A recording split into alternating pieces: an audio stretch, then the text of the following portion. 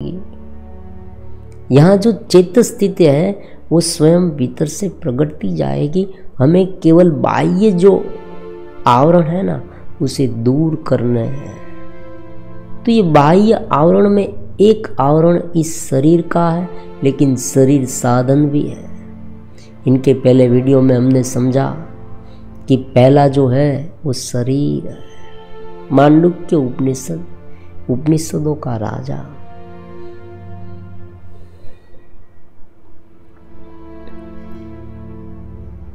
जिस तरह से एक मेढक है वो एक के बाद एक छलांग लगाकर पानी में कूद जाता है। 3 छलांग। पहली जो छलांग है स्थूल की है, दूसरी छलांग सूक्ष्म की है, तीसरी कारण की है, और जो चौथा है वो तुरीय है। ये जो तुरीय स्थिति है उसे ही चौथा कहते हैं।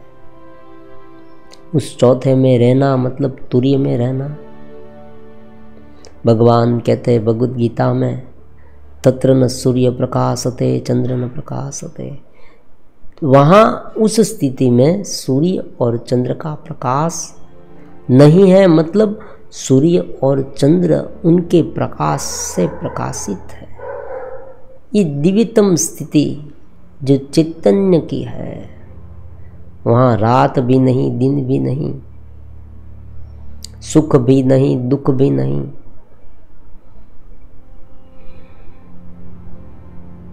एक परम चेतना की ये अवस्था है। तो पहला हमने देख लिया स्थूल शरीर। अब दूसरा है प्राण। शरीर को कौन चलाता है? हमने खाना खाया, ये पचाने का काम कौन करता है? पूरे शरीर को गर्म कौन रखता है? इस शरीर का इंजन कौन है? किस तरह से ये शरीर चलता है? इनका ईंधन कौन है? अगर प्राण नहीं चलता तो व्यक्ति मर जाएगा। इसलिए हम सबसे पहले प्राण चेक करते हैं, उनकी सांसों सांस की क्रिया है वो चलती है या नहीं। अगर वो नहीं चलती तो व्यक्ति मर जाएगा, और हम ये साबित कर देंगे कि भाई व्यक्ति मर गया है। देखो वो सांसें नहीं ले रहा। डॉक्टर सबसे पहले आकर ये चेक करते हैं, फिर हृदय चेक करते हैं, उनका हार्ट चल रहा है या नहीं चल रहा। तो ये जो प्राण है वही जीवन है, वही चैतन्य का एक ऐसा स्वरूप है कि जो पूरे हमारे बाह्य अस्तित्व को जीवंत बनाता है। शरीर की सभी क्रियाएं इस प्राण से होती है, और ये प्राण केवल शरीर तक सीमित नहीं रहता। पूरे ब्रह्मांड में जो कुछ भी हो रहा है इस प्राण के द्वारा हो रहा है। ये एक साधन की तरह है। चेतना उनके माध्यम से ये सब कराती है। ये बात समझनी है। प्राण स्वयं मुख्य नहीं है। यही बात तैत्तिरीय उपनिषद में भी कही गई कि प्राण से भी सूक्ष्म है, मन से भी सूक्ष्म है, बुद्धि से सूक्ष्म है, और वही आत्मा है जिसे आप कोई नाम नहीं दे सकते। नाम इसलिए नहीं दे सकते क्योंकि सबका आधार है ये। तो प्राण है वो एक साधन की तरह है। प्राण सब कुछ नहीं है, प्राण ध्येय नहीं है, लेकिन प्राण को सुव्यवस्थित करने से ये चौथे में जाया जा सकता है। ये समझना है। ये चक्रव्यूह है। चक्रव्यूह में से अगर ऊपर उठना है, हमें बाहर निकल जाना है, तो प्रत्येक चक्र को एक सुव्यवस्थित करना चाहिए। देखना चाहिए पहले कि कहाँ से हम निकल सकते हैं, कहाँ पर छेद है। अगर इस अलग अलग चक्र को इस तरह से हम देखेंगे तो धीरे धीरे ये जो चक्र है ना, उनमें से किस तरह से हम निकल पाएंगे वो हम पूरी बात समझ जाएंगे। इस चक्र को इस तरह से आयोजित करना है कि वो हमें ज़्यादा हैरान न करे, परेशान न करे, बांधे नहीं, बंधन में ना डाले। शरीर को इस तरह से रखे कि ज़्यादा उनसे आसक्त भी ना रहे और उनको तिरस्कृत भी ना करे। तो यही बात प्राण में है। अगर कोई व्यक्ति प्राण को पूरी तरह से समझ ले और प्राण की साधना करे तो ये एकमात्र प्राण जो है वो उसे चित्त स्थिति तक पहुंचा सकता है। इतनी क्षमता है प्राण में, लेकिन समझ होनी चाहिए, वरना ये प्राण की जो क्रिया है वो केवल क्रिया रह जाएगी। सभी प्रोसेस में अगर हमें क्या करना है, हमारा ध्येय क्या है, वो अगर हमें नहीं मालूम तो सभी क्रियाएं यंत्रवत हो जाएगी। व्यक्ति सुबह पर उठता है, कोई एक मंत्र जाप करता है, कोई मंदिर जाता है, कोई दिया जलाता है, कोई पूजा आदि करता है, अर्चना करता है, कोई चलकर दूर तक कोई मंदिर है वहाँ दर्शन करने के लिए जाता है। ये सब कुछ, सभी आदत अच्छी है, घेरे को सुव्यवस्थित करने के लिए है। इस जो तीन है ना, इस तीन को इस तरह से अरेंज करने के लिए है कि जो चौथा है, जो तुर्य है, वो हमें सहज रूप से अनुभव में आने लगे। लेकिन अगर तुर्य के बारे में कुछ जाना ही नहीं, पता ही नहीं, और यही हमें करते रहना है, अगर यही समझ में आ गया तो ये क्रिया यंत्रवत हो जाएगी, पूरा जीवन बीत जाएगा, लेकिन आत्मज्ञान नहीं प्राप्त होगा।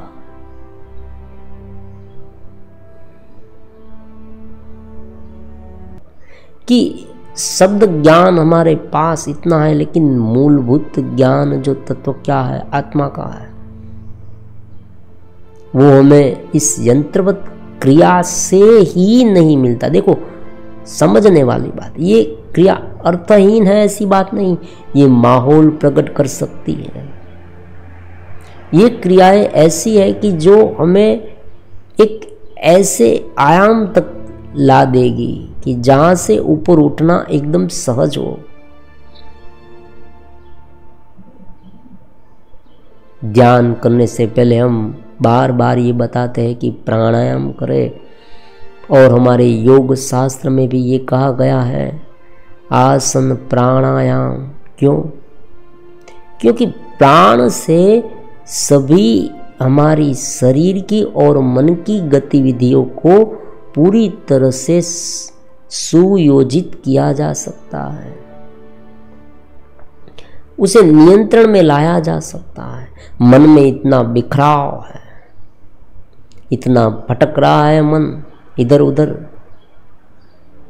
भूतकाल के इतने संस्कार मन पर हावी हो गए हैं, एक क्षण के लिए भी जीव को शांति नहीं है।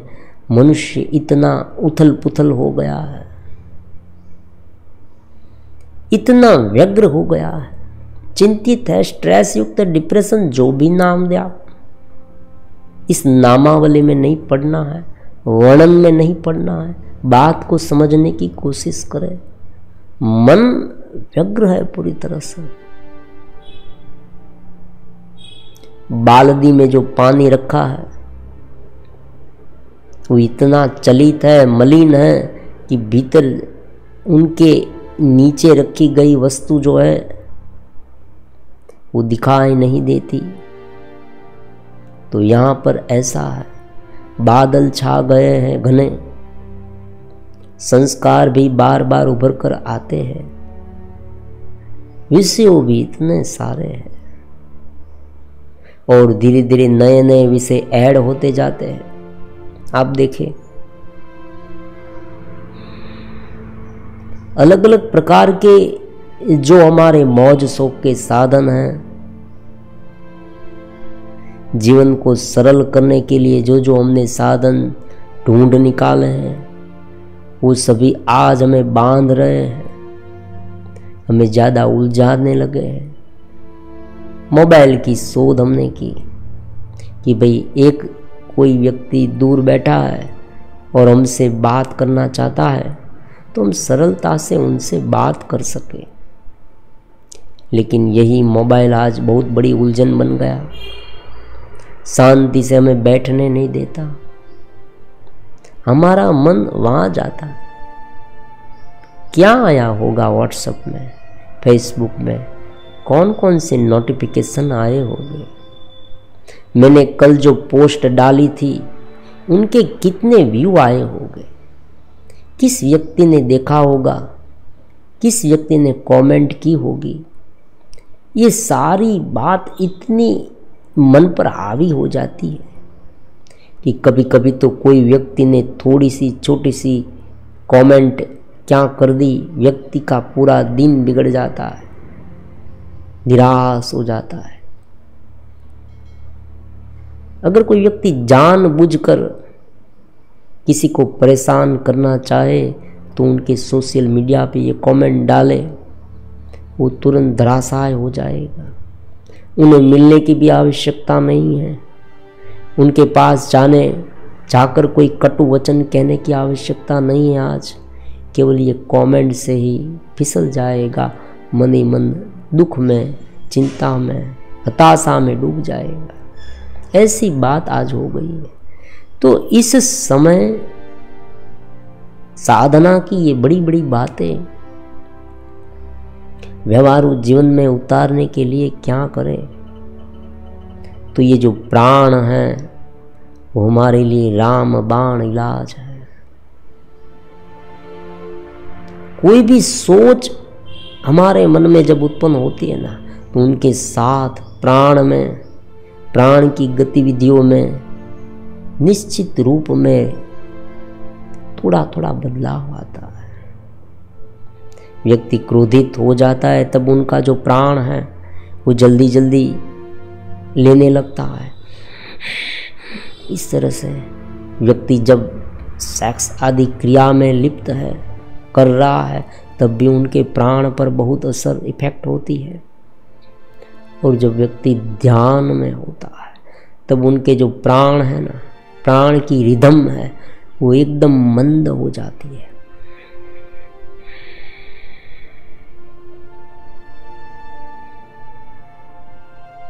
एक छोटी सी रुई आप अपने कान, अपने नाक के करीब रखें और आप देख सकते हैं कितना शांत हो जाते हैं।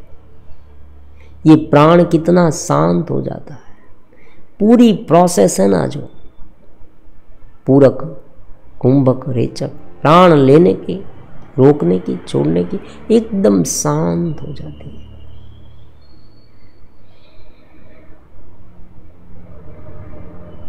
जो स्थिति समझे, रहस्य है, समझे, समझना चाहिए। जो स्थिति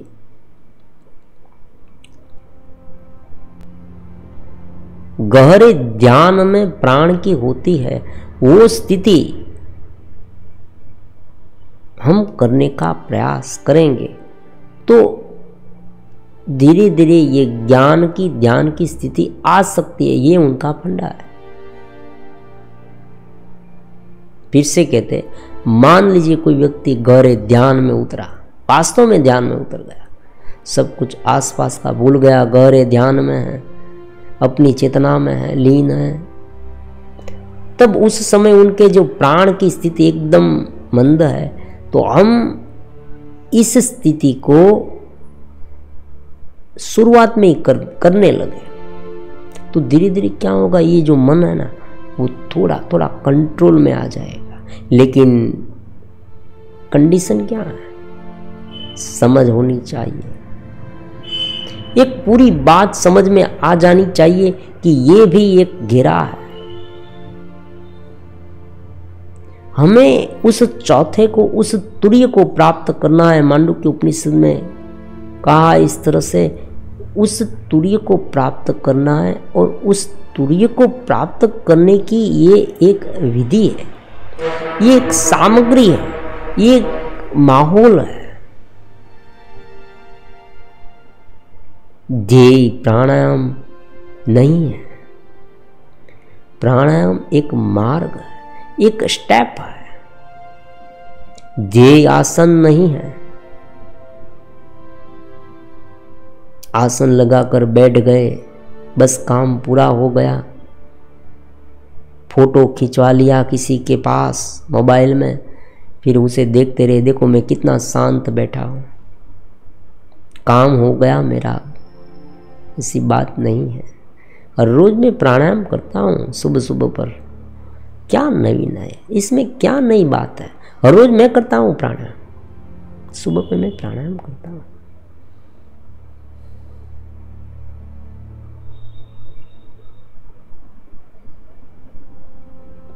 तो इस प्राणायाम के साथ साथ भीतर की गहराई में भी जाना होगा, मन को संतुलित करना होगा, मन को भूलना होगा।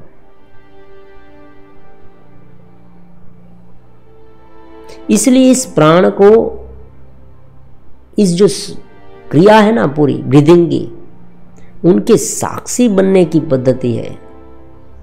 क्यों है? क्योंकि व्यक्ति उनमें उलझ ना जाए। और जब व्यक्ति इस ब्रीदिंग को, अपनी सांस को साक्षी भाव से केवल महसूस करने लगे, और जिस तरह से वो उसे देख रहा है, उसे अनुभव कर रहा है, और अनुभव करते करते संस्कारों को क्रिएट नहीं करना, ये बहुत रहस्यमय बात है। आप प्रत्येक स्थिति में ये लागू कर सकते हैं। साधना के समय में मुझे बहुत प्रॉब्लम्स हुआ है, और वही प्रॉब्लम्स में जो गुरु प्रदेश से सुलझाव मिले कि तुम्हें ये करो वो करो, यही जो सुलझाव है, यही जो उपाय है, वो हम यहाँ प्रस्तुत कर रहे हैं। समझने की बात क्या है कि जब जो प्राण है, कोई भी क्रिया है, शरीर के साथ संबंध है, विषयों का भोग है, वो संस्कार को उत्पन्न नहीं करना चाहिए। क्योंकि संस्कार कब उत्पन्न होते हैं?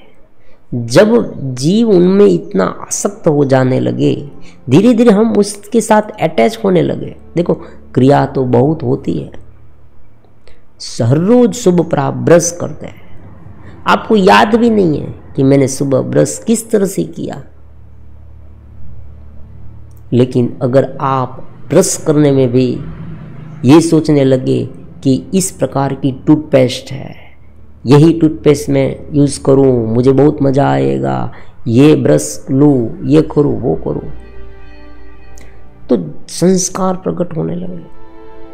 हमें जागृत रहना है, लेकिन संस्कार प्रकट नहीं होने देना। और वो संस्कार जो बांधने वाला है, वो जैसे जैसे हमारे भीतर प्रकट होते जाएंगे और स्टोर होते जाएंगे, वही एक घेरे का पूरा साम्राज्य खड़ा कर देगा और वही हमें उलझा देगा।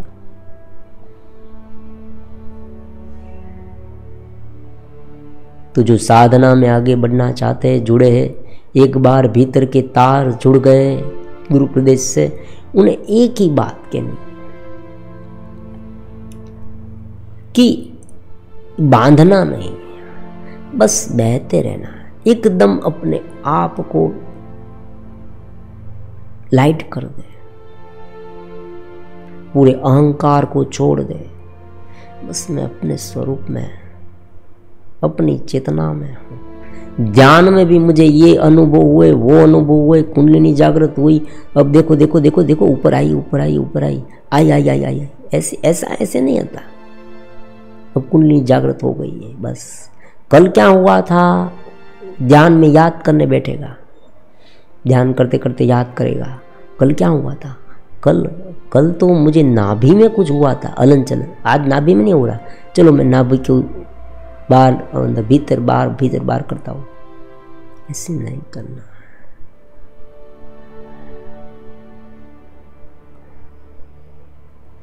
एकदम शांत, समर्पित भाव,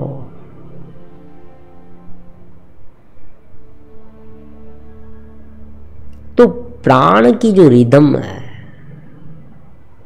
उन्हें एक बार सेट कर ले। आप देखिए बहुत लोग ऐसे होते हैं कि जो म्यूज़िक सुनते हैं, गाने सुनते हैं ना, उसे कुछ इस लेवल का आवाज़ ही पसंद होता है। अगर ज़्यादा आवाज़ आती है तो भी वो व्यग्र हो जाते हैं, थोड़ी मंद आवाज़ आती है तो भी वो व्यग्र हो जाते हैं। तो एक ट्यूनिंग सेट करते हैं वो इस तरह का। इतना ये रिदम सेट करने से क्या होगा, प्राण की सांस ली, रोकी, धीरे धीरे निकाले, ये जो क्रिया है ना, उसे थोड़ी मंद करते जाए। 1 मिनट में जितनी बार हम सांस लेते हैं, बाहर निकालते हैं, उस जो संख्या है, गिनती है, उसे उनमें कटौती लाते जाए।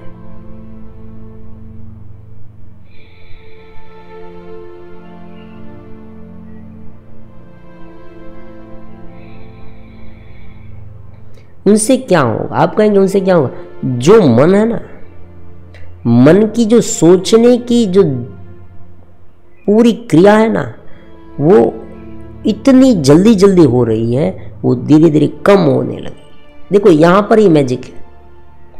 मन आज व्यग्रता क्यों इतनी बढ़ गई है? व्यग्रता इसलिए बढ़ गई है कि पहले के समय में क्या होता था कि एक सोच उत्पन्न होती थी ना, वो धीरे धीरे धीरे चलती रहती थी, फिर थोड़े समय के बाद दूसरी सोच आती थी, उन्हें थोड़ा समय लगता था।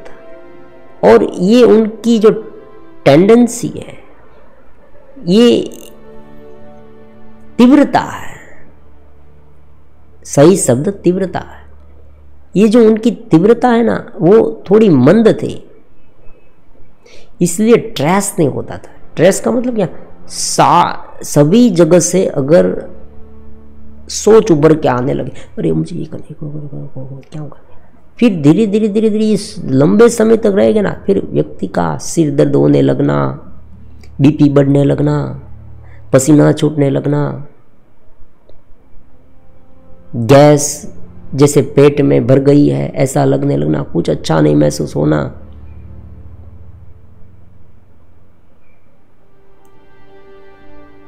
शरीर में खुजली आने लगना, ऐसे ऐसे ऐसे रोग उसे आने लगेंगे। और आज देखिए आप, हार्ट अटैक युवा व्यक्तियों को,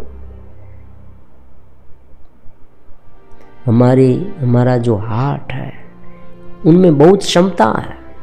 भगवान ने जो हमारे ऑर्गन्स दिए हैं, ये ऑर्गन्स कमजोर नहीं है,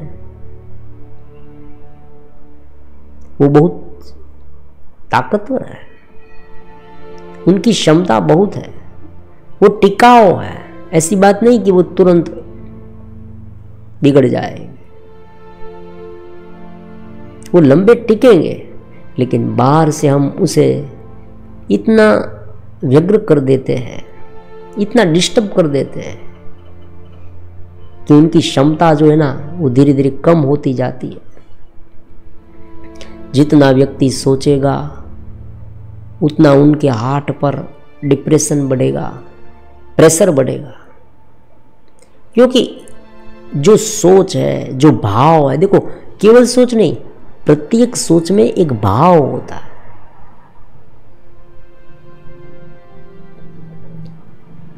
अगर कोई चिंता करता है तो सोच तो सोचिए, चिंता की सोच, तो जो मन में ख्याल आता है कि मैंने ये नहीं किया होता तो अच्छा होता, अब मेरा क्या होगा। अब देखो ये वर्ड्स है ना, मेरा क्या होगा, ये केवल वर्ड्स है, लेकिन जो चिंता का भाव है ना, और अब मेरा क्या होगा, हाँ, तो ये जो भाव है ना, वो बहुत महत्वपूर्ण है। आप समझे, इस भाव को, इमोशन को समझे।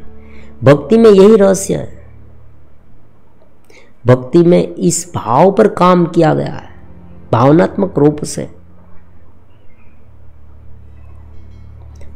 क्रोध, द्वेष, ईर्ष्या, अत्यंत वासना, गर्व, असमंजसता, देखो ये भी आज का सबसे बड़ा भाव है, असमंजसता।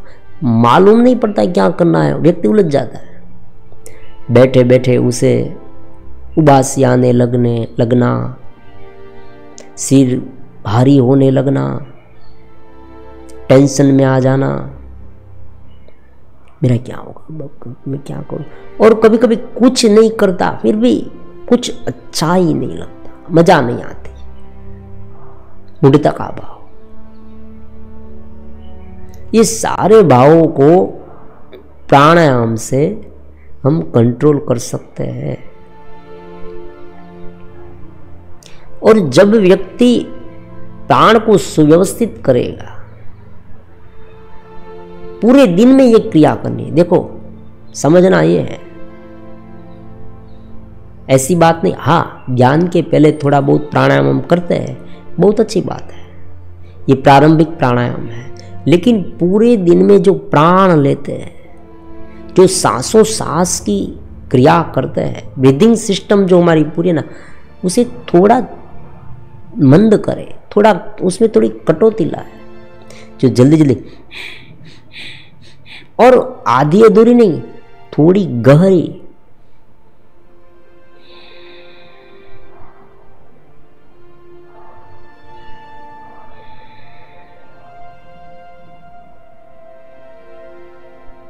इस तरह से थोड़ी गहरी लेते जाए। और जब भी समय मिले, आप देखें कोई व्यक्ति ये बता रहा है कि मुझे मेरे जीवन में समय नहीं है, मेरे पूरे दिन में फ्री टाइम ही नहीं, तो उन्हें हम बताते हैं उनके पास बीच बीच में बहुत सारा फ्री टाइम है। कोई एक कार्य आप करते हैं तो जब आप थक जाते हैं, आपने दूसरा कार्य शुरू नहीं किया है, बीच में जो समय मिलता है आपको, मान लीजिए कोई व्यक्ति बस स्टॉप पर बैठा है, रेलवे स्टेशन में बैठा है, या गाड़ी चल रही है, रेलवे में बैठा है, गाड़ी में बैठा है, तो बहुत ही स्वाभाविक बात है कि आधे घंटे का, 1 घंटे का कभी कभी टाइम व्यक्ति को इस ट्रैवलिंग में बिताना पड़ता है। बहुत सारे ऐसे लोग हैं जो दूर अंतराल में रहते हैं, वहाँ से उनको जो वर्किंग स्थान है, उनका प्लेस, वहाँ तक जाने के लिए इस तरह से ट्रैवलिंग करते जाना पड़ता है। तो उस समय उनके पास जो समय है, उस समय वो इस ब्रीदिंग सिस्टम पर काम कर सकता है। ये छोटे छोटे नुस्खे हैं ना, चित्त स्थिति को धीरे धीरे बलवान बना देगी।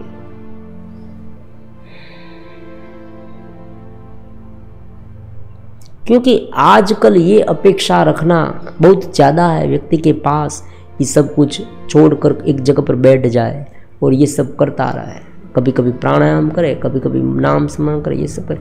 यहाँ तो जो पहला है ना, उसे काम पर लगा दिया है हमने पूरी तरह से, स्थूल शरीर को। अब दूसरा जो प्राण है उसे भी कंट्रोल कर ले, तो जो पहला और तीसरा है, मन बुद्धि चित्त जो है, इंद्रिया है, वो तीसरा है, उन पर हम कंट्रोल कर पाएंगे। तो ये जो तीनों सम्मिलित, ये जो 3 है, वो पूरी तरह से नियंत्रित हो जाएंगे, सुचारू हो जाएंगे, एक रस हो जाएगी, समरसता, उनमें जब समरसता आ जाएगी, तब ये जो चौथा है वो प्रकट होगा अपने आप। उन्हें प्रकट करने के लिए हमें कुछ नहीं करना। देखो, समाधि में जाने के लिए कुछ नहीं करना, सभी प्रकार की विद्या ध्यान में जाने के लिए, क्योंकि ध्यान की परिपक्वता समाधि है। अगर ध्यान दृढ़ हो गया, लंबे समय से आप ध्यान में रहने लगे, तो ध्यान स्वयं समाधि बन जाएगा, आपको पता नहीं चलेगा। और अगर हम इसको पता करने लग जाएंगे तो ध्यान डिस्टर्ब हो जाएगा। ये बात बहुत समझने योग्य है। तो ये जो प्राण की क्रिया है और प्राणायाम से जो बेनिफिट मिल रहे हैं, वो आज तो सभी व्यक्तियों को पता है। हमें तो यहाँ यही बात करनी है। मेन जो बात हमारी प्रमुखता बात है, वो केवल इतनी है कि इस प्राण को, इस दूसरे को इस तरह से हमें अरेंज करना है, थोड़ा मंद करना है। प्राणायाम की अनेक अलग अलग प्रकार की पद्धतियाँ हैं, वो तो सभी को पता है। कोई भी व्यक्ति इंटरनेट में खंगाल सकता है, भ्रास्तिका प्राणायाम, अनुलोम विलोम प्राणायाम, कपालभाति प्राणायाम, ये तो बहुत सारी क्रिया है। लेकिन फंडा क्या है? समझ विकसित करनी बहुत जरूरी है। समझ ये है कि हमें चौथे में रहना है। मांडुक्य उपनिषद ने कहा ये जो चौथा है, ओमकार का चौथा हिस्सा भाग, अकार उकार और मकार, और जो चौथा है वो चौथा ही सब कुछ है। चौथा ही धीरे धीरे तीजा हुआ, दूजा हुआ और पहला हुआ। यही जो चेतन है वो धीरे धीरे सूक्ष्म, पहले कारण, कारण में से सूक्ष्म, सूक्ष्म में से स्थूल बन के हमारे सामने है। तो अब उस चौथे में रहने के लिए इस तीन को इस तरह से समरस करना चाहिए, सुसंवादित करना चाहिए कि चौथे में हम जीवन जी पाए। देखो, चौथे में रह पाए, पूरे दिन काम करते चेतस से चेतस, आनंद ही आनंद। एक व्यक्ति ने कहा मुझे मजा नहीं आता, चेतस में रहने वाले ने कहा मेरे जीवन में मजा ही मजा है, आनंद ही आनंद है। न जाने ये आनंद कहाँ से आता है। कोई व्यक्ति ने जैसे पानी की पूरी बाल्टी डाल रखी हो, ऐसा आनंद आता है। आप देखिए, भगवान श्री शंकर भगवान जो है, उनके सिर पर गंगा मैया, ये क्या है? ये आनंद का दूध है, चेतना का दूध है। ये अलग अलग हमारे शास्त्र है ना, वो कोई ऐसे ही नहीं लिखे गए। कहीं ऋषि मुनियों को मन में कुछ आ गया और अनाप सब कुछ भी लिखने लगे, ऐसी बात नहीं है। प्रत्येक मूर्ति में, प्रत्येक श्लोक में कोई ना कोई तत्व ज्ञान छिपा हुआ है। भगवान शिव की जटा में से गंगा जी बहते हैं। ये चेतना का प्रवाह पूरी तरह से हमारे शरीर को भिगो देगा, और ये प्रवाह केवल वहां तक सीमित नहीं रहता। भगवान का ये प्रवाह, गंगा पानी, निर्मल पानी आगे बढ़ता रहता है, बढ़ता रहता है, बढ़ता है, बाहर फैलने लगता है। साधक है वो जैसे ऊपर उठे, उनके आसपास के वातावरण में भी धीरे धीरे एक दिव्यता आने लगती है।